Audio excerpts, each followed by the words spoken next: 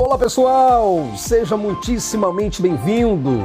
Eu sou o Jason Ferrer e você está no canal Além da Fé. Saiba que é uma honra e um privilégio muito grande receber você que está aí na região do Norte, Nordeste, Sul, Sudeste e Centro-Oeste do Brasil. E você que está fora do Brasil, por gentileza, receba o meu cordial e fortíssimo abraço, tá?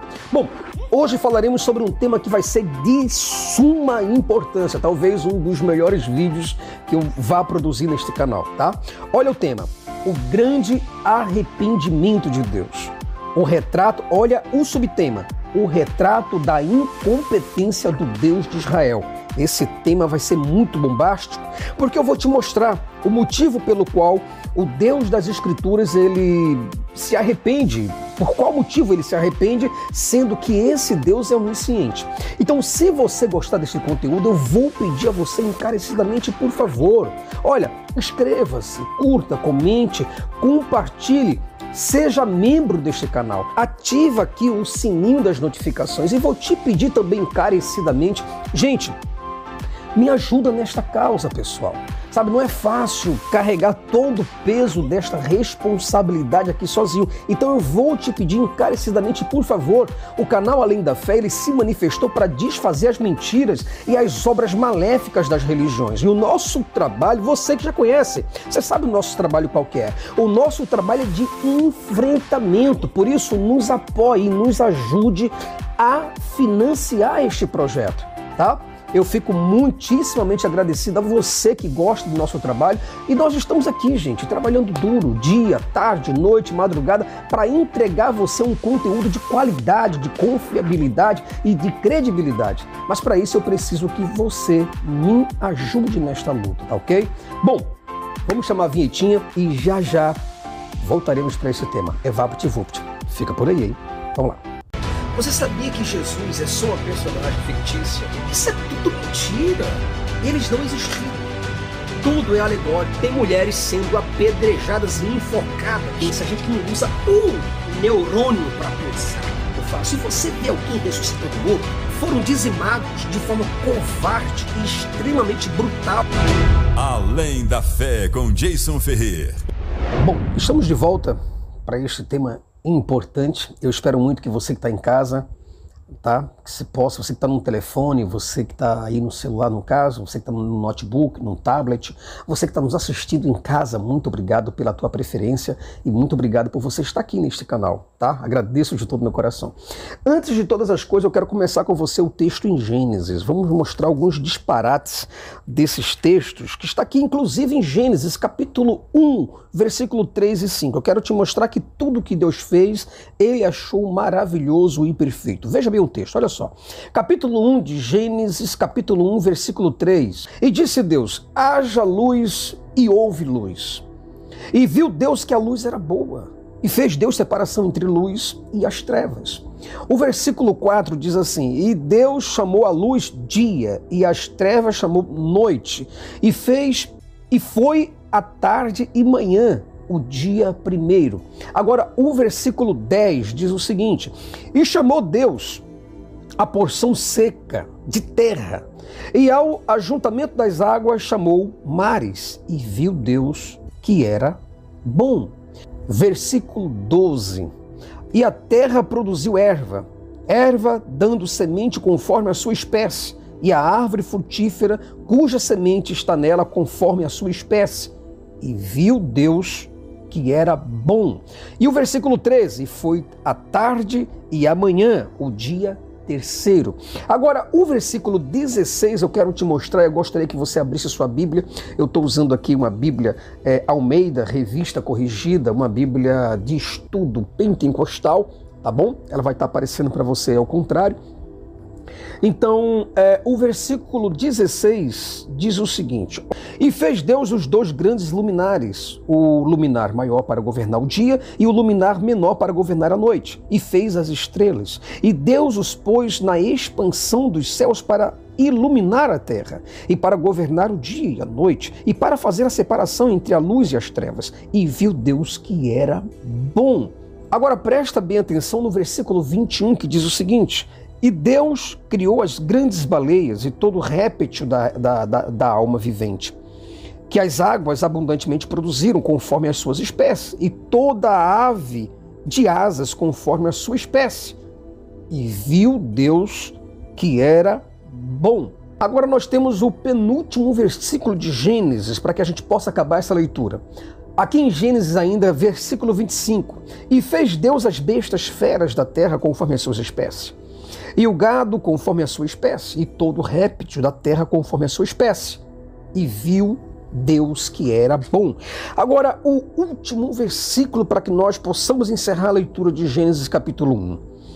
E viu Deus tudo quanto tinha feito, e eis que era muito bom, e foi a tarde e a manhã, o dia sexto. Agora, o impressionante disso tudo, pessoal, diante dessa leitura que a gente fez, é que esses textos de Gênesis demonstram claramente que Deus não sabia muito o que estava fazendo ali.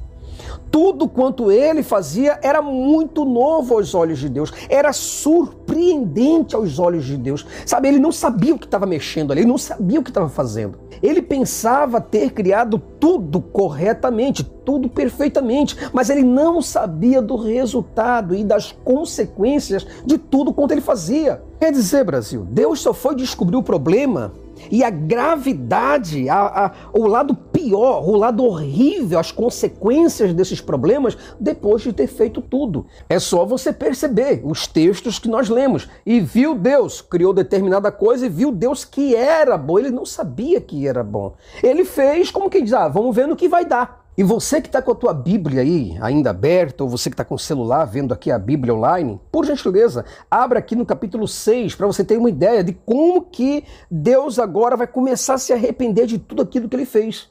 No capítulo 6, versículos 6 e 7, olha o que diz.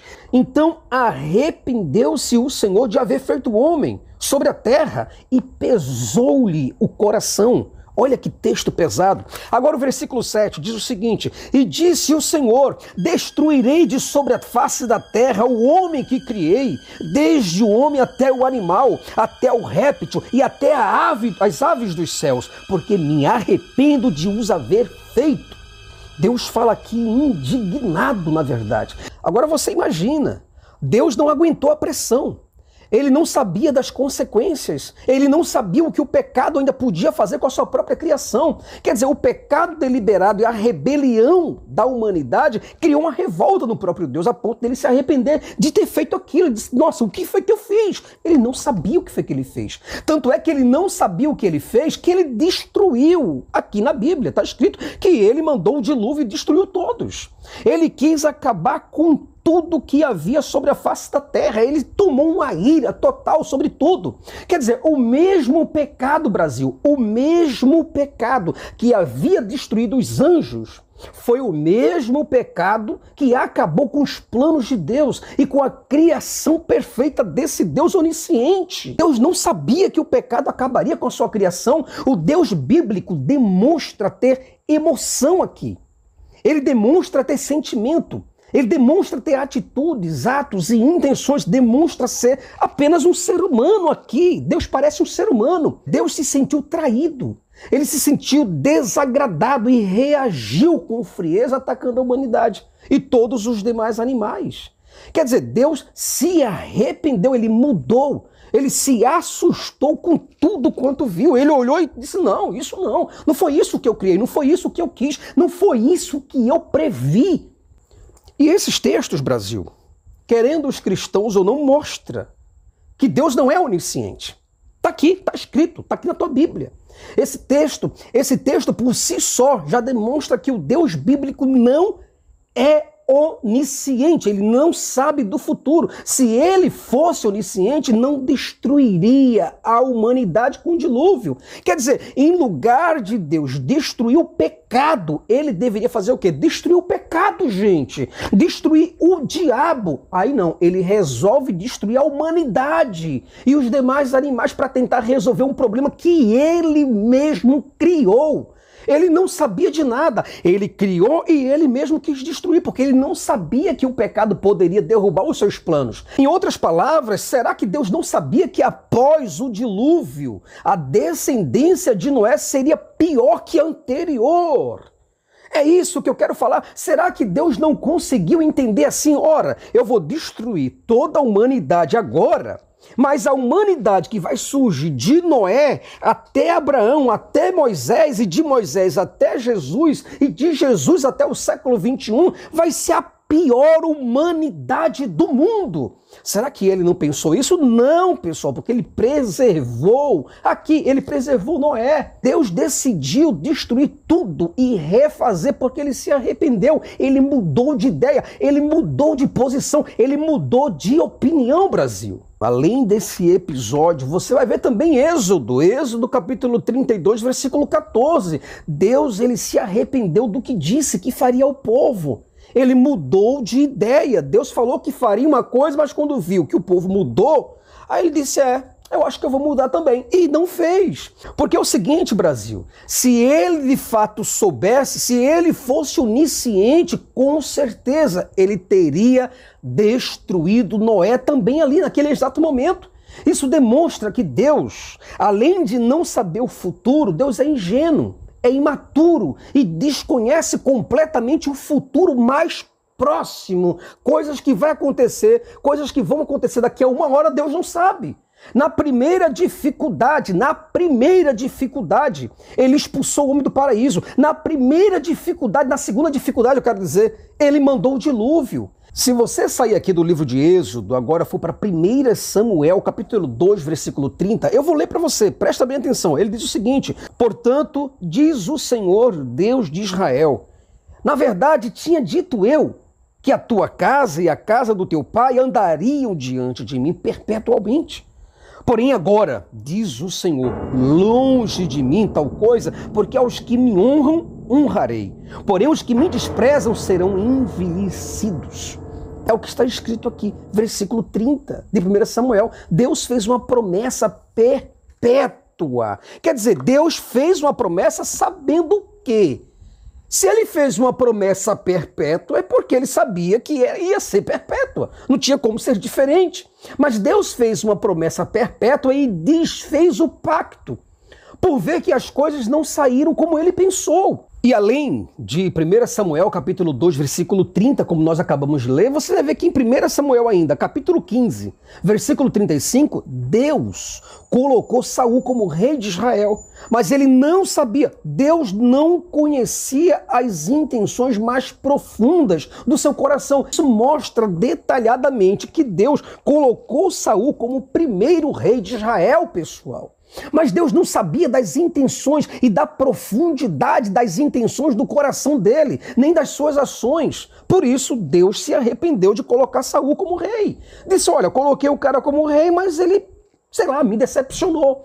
Não foi da maneira como eu queria. E acabou destituindo esse homem como rei de Israel. Você entende que Deus muda de ideia? Agora repare uma coisa interessantíssima, que em 2 Samuel, agora nós vamos sair de 1 Samuel para o 2 Samuel. O livro de 2 Samuel vai te dizer o seguinte, capítulo 24, versículo 15 até o 17, diz assim: então enviou o Senhor a peste a Israel, desde pela manhã até o tempo determinado, e desde Dan até Berseba morreram 70 mil homens do povo. Estendendo, pois, o anjo, entenda bem, estendendo, pois, o anjo a sua mão sobre Jerusalém para destruir, o Senhor se arrependeu daquele mal e disse ao anjo que fazia destruição entre o povo: basta, agora retira a tua mão. E o anjo do Senhor estava junto à eira de Araúna, o Jebuseu. Você vê claramente, gente, não é possível que os teólogos, eu fico vendo aqui, eu estou aqui o tanto de teólogos, um dos teólogos que mais defendem esses assuntos dizendo que Deus não se arrependeu, é aqui o Norman Geisler. Aqui na enciclopédia, Manual Popular de Dúvidas, Enigmas e Contradições da Bíblia, o Norman Geisler tenta defender essa ideia dizendo que Deus não se arrepende, que Deus conhece todas as coisas. Tá ali, eu tenho outra enciclopédia dele também ali, Entende? Quer dizer, mostrando essas coisas. E o texto está bem claro, está declaradamente, está transparente, está cristalino. Deus se arrepende até mesmo sobre as coisas mais corriqueiras, Brasil. Ele decidiu, aqui o texto, ele decidiu punir o povo com certa medida. Mas ele percebeu que ele extrapolou na medida e falou, tá bom, anjo, parou, chega. E eu me arrependi. Eu me arrependi do mal que eu disse que ia fazer esse povo. Não quero fazer mais. Isso é o quê?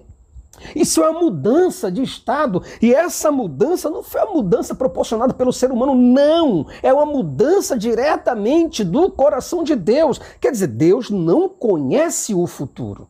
O texto é bem claro. Está aqui, os escribas escreveram de uma maneira bem clara. Eu tô apenas mostrando para você que o Deus que você acredita é um Deus que não é onisciente. Então não entendo quando você vem para cá bancar, você que é cristão, você que é judeu, você que é islâmico, você que acredita na Bíblia, eu não entendo porque você diz que o Deus é onisciente. Está aqui escrito. E independentemente do que você possa imaginar ou qual seja a tua interpretação, Deus demonstra com estas ações aqui que ele não conhece o futuro. Ele desconhece profundamente as intenções humanas, assim como as suas atitudes.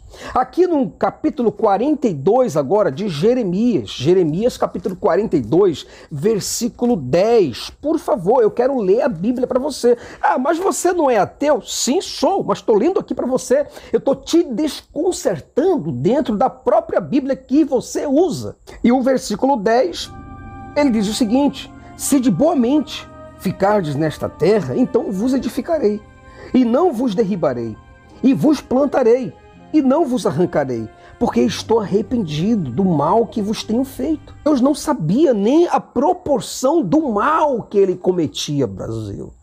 É isso que me deixa assim sem entender como que as pessoas acreditam que esse Deus ele é onisciente.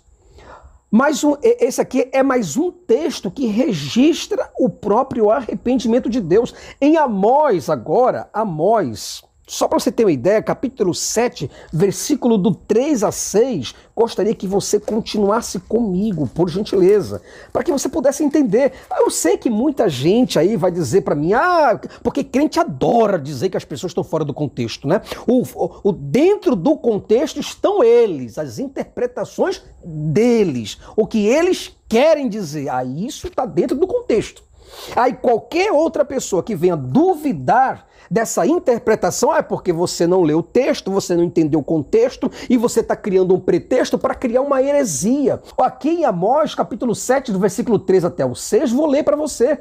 Deus deixa bem claro que com certeza ele mandaria um iminente castigo divino contra Israel. Veja bem, então o Senhor se arrependeu disso. Não acontecerá, disse o Senhor. Quer dizer, não acontecerá, mas ele falou que ia acontecer.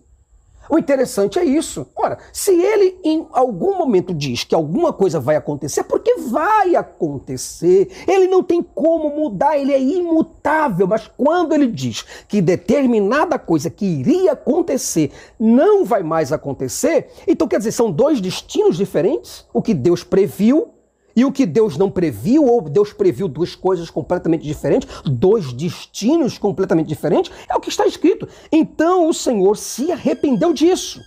Não acontecerá, disse o Senhor. Assim me mostrou o Senhor Jeová. Eis que o Senhor Jeová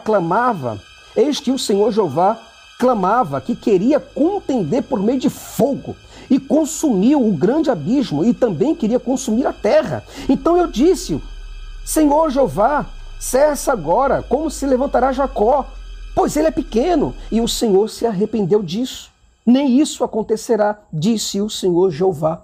Quer dizer, o próprio Deus falando o tempo todo, que iria acontecer. Por causa da palavra do profeta, Deus disse que não iria acontecer mais. Aí você me compreende aonde que está? Não tem como você fazer uma outra interpretação, não tem como você pular para extrapolar o texto para que ele diga aquilo que você quer.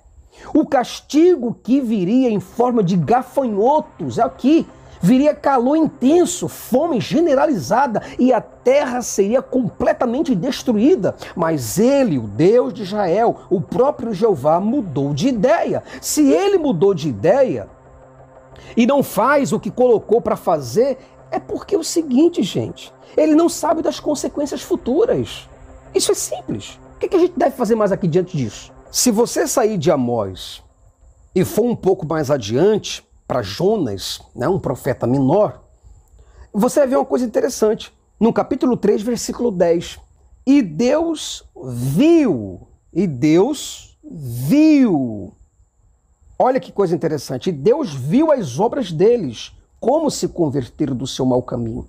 E Deus se arrependeu do mal que tinha lhes dito, que lhes faria, e não o fez. Deus consegue prever que determinada coisa vai acontecer e que não pode fugir desse plano, mas do nada alguém ali muda e Deus já cria um outro futuro. Deus anda cheio de futuros paralelos. Então você cria uma decisão agora, Deus muda de ideia e coloca aquele futuro que seria indubitavelmente que iria acontecer, Deus muda esse futuro. Você entende? Deus vai mudando, vai se formando, ele vai se adequando, é como uma água, é igual a água dentro de um copo. Se você coloca a água dentro de um copo redondo, a água fica redonda. Mas se você coloca a água dentro de um copo quadrado, a água fica quadrada. Se você colocar dentro de um retângulo, fica retângulo. Então parece que o Deus de Israel vai mudando de acordo com o gosto das pessoas. Em outras palavras, Brasil, Deus, ele sabe do presente, mas ele não sabe absolutamente nada do futuro. Ele não sabe o que acontecerá daqui a uma hora. Agora, Brasil, a pergunta que eu te faço é o seguinte: restou para você alguma dúvida sobre a total e plena incompetência do Deus de Israel?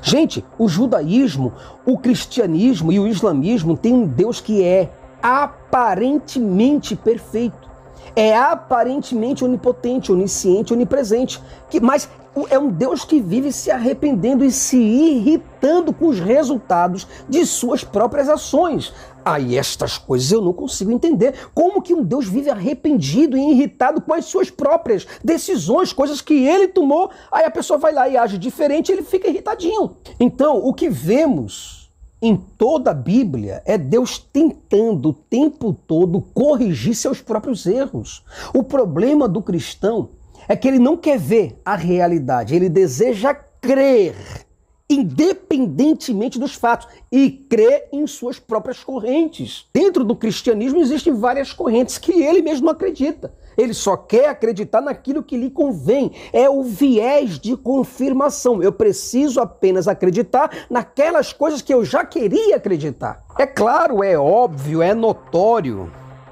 que o cristão ele lê todos esses textos, mas ele não admite que Deus muda de ideia, ele não admite que Deus se arrepende, que Deus se irrita com as suas próprias ações, que ele mesmo não conseguiu prever. É daí que começa os malabarismos exegéticos, o cara forçando a hermenêutica para dizer aquilo que o texto não diz. O cristão precisa o tempo todo justificar. Ele precisa justificar tudo para que a sua crença não entre em colapso e não caia num caos intelectual. O cristão sincero, Brasil, esse sim quer pensar. Ele quer reavaliar, ele diz, opa, não, peraí, tem alguma coisa errada com isso aqui, realmente eu posso começar a dar um pouco de razão ao Jason. Mas o cristão que é irracional, que quer simplesmente acreditar como um cavalo, sabe, ele não quer sequer pensar no que ele está lendo, sabe, ele não quer pensar, porque é mais cômodo acreditar. É por isso que ele faz 1001 interpretações para que o texto diga aquilo que o texto não quer dizer. O texto diz, Deus se arrepende. O bom de tudo, Brasil, é que nós não precisamos de filosofia ou de ciência para refutar a ideia desse Deus aqui. Basta simplesmente e unicamente você ler a própria Bíblia para refutar a Bíblia. E para refutar o Deus de Israel, o Deus de Abraão, o Deus de Isaac, o Deus de Noé, o Deus de Jesus Cristo. Então, Brasil, para a gente terminar o texto de hoje, até agradeço por você estar comigo até este momento, mas para a gente concluir, eu quero te dizer o seguinte: Jesus morreu porque Deus fracassou. É só isso, coloca na tua cabeça, rima. Jesus morreu porque Deus fracassou. Essa é a única opção, pelo menos possível. Se Jesus veio ao mundo, ele veio para consertar os erros do próprio Deus. Não há outras opções, não há o que fazer. Se você avaliar o Antigo Testamento, desde Gênesis até o último capítulo de Malaquias, jamais falou ali de Jesus.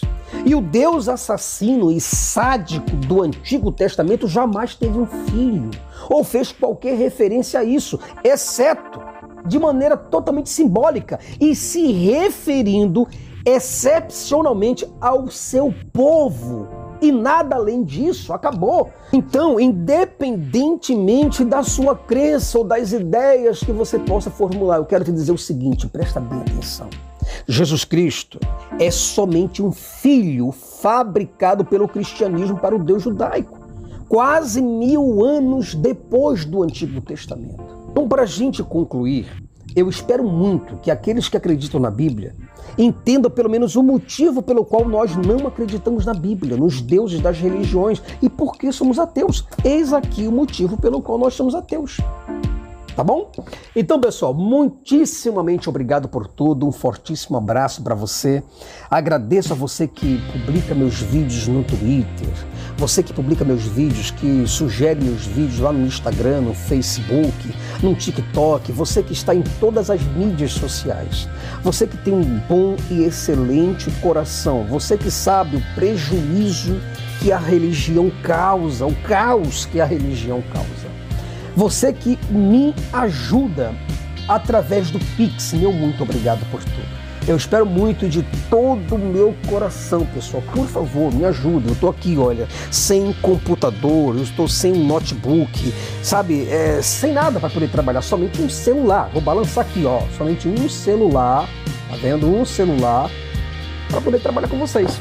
Só isso e nada mais. É apenas força de vontade para querer levar essa ideia para frente, tá bom? Então um fortíssimo abraço para você, brigadão por tudo e sempre assim, ó, fica comigo, tá? E nos ajuda a crescer esse canal. Fica na paz. Tchau, tchau.